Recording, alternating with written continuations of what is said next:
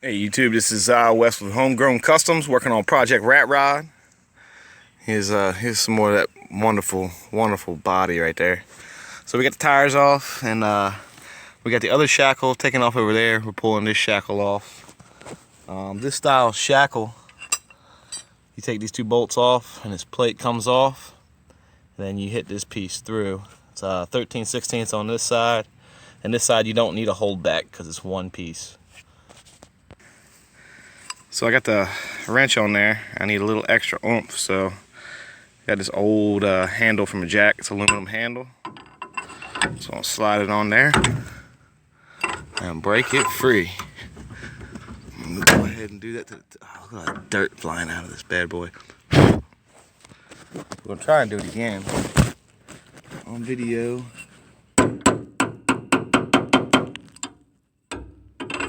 a little pipe on there.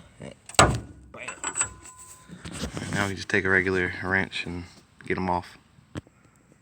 So I got both the bolts off, or nuts off, and you see this bracket comes off like that.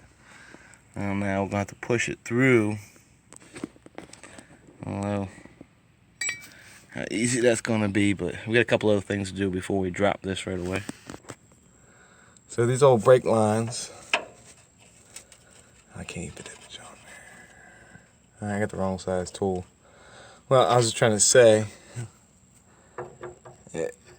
people get scared of these old brake lines. Is this truck metric? This truck may be metric, even though it's well, I reckon they made the Mazda same as this, so let me get a 10 mil. Alright, well, now I got the right wrench.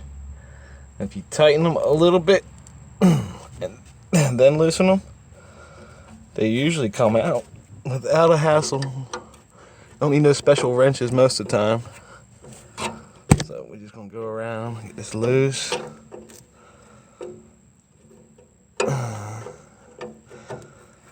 We're gonna have some brake spillage, fluid coming out.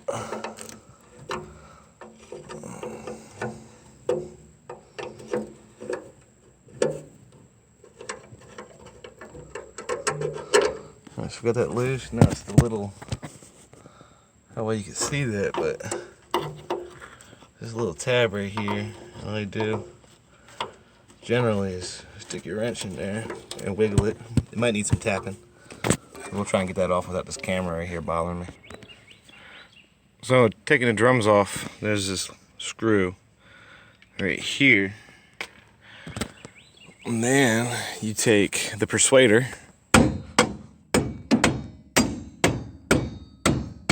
just tap it,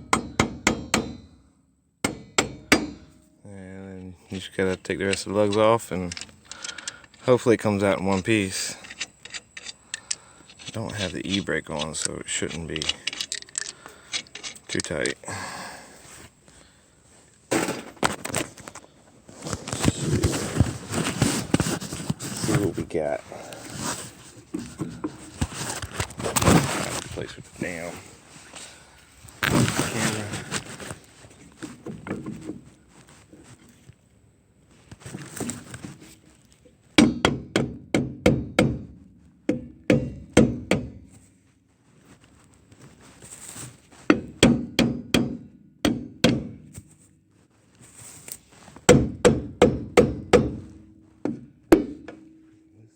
Farthest. You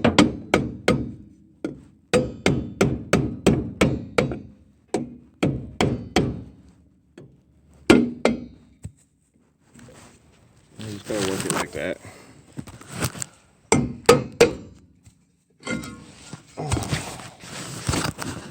Got some spider webs up in there.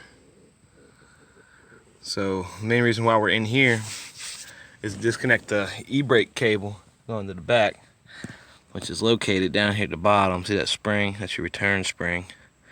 So we'll get a couple tools and start dismantling that.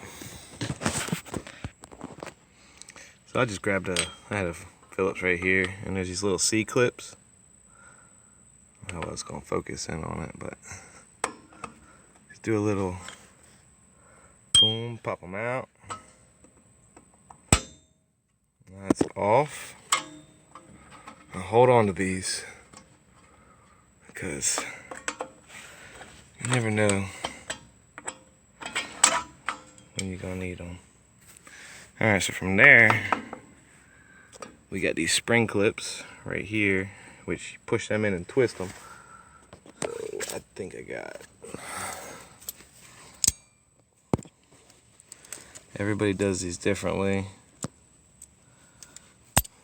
So try and do this one hand.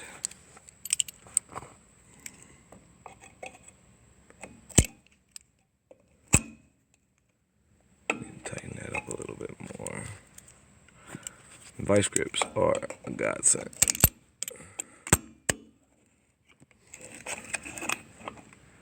Alright, I probably won't be able to do it with one hand. So I can balance my phone up here.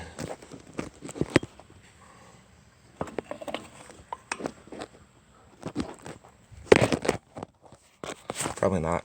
Alright. So we got everything disconnected. Now I'm about to pop the second rear shackle out. I'm just taking a little bar right here, keep my hands away from everything, and take a hammer and there